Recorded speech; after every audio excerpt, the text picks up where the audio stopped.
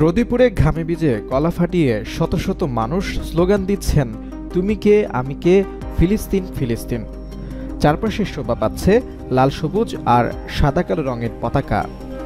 অনেকের হাতে রয়েছে ফিলিস্তিন মুক্ত করো, গাজা রক্তে রঞ্জিত, বিশ্ব কেন নীরব, এমন স্লোগান লেখা প্লেকার্ড।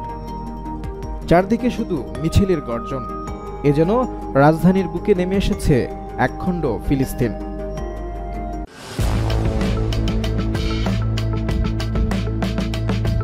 শনিবার ইসরায়েলি আগ্রাসনের বিরুদ্ধে ফিলিস্তিনের জনগণের প্রতি সংহতি জানিয়ে রাজধানীর সোহরাওয়ার্দী উদ্যানে অনুষ্ঠেয় মার্চ ফর গাজা কর্মসূচির আগে এমন চিত্র দেখা গেছে।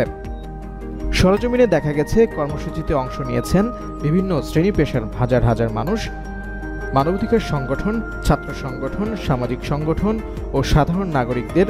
Free Palestine, Gaza we are with you, stop genocide in Gaza সহ বিভিন্ন স্লোগান সম্বলিত ব্যানার ও প্লেকার্ড বহন করেন।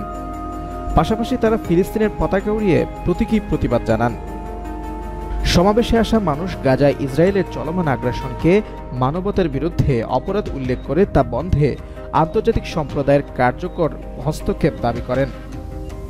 সমাবেশে আসা মানুষ গাজায় ইসরায়েলের চলমান আগ্রাসনকে মানবতার বিরুদ্ধে অপরাধ উল্লেখ করে তা বন্ধে আন্তর্জাতিক সম্প্রদায়ের কার্যকর হস্তক্ষেপ দাবি করেন।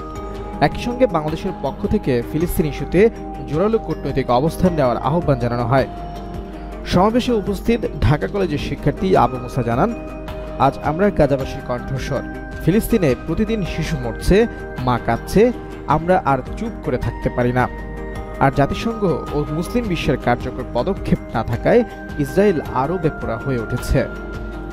এমন অবস্থা বাংলাদেশ সরকারেরও ইসরায়েলের বিরুদ্ধে কূটনৈতিকভাবে জোরালো অবস্থান নেওয়ার আহ্বান জানান ওই শিক্ষার্থী।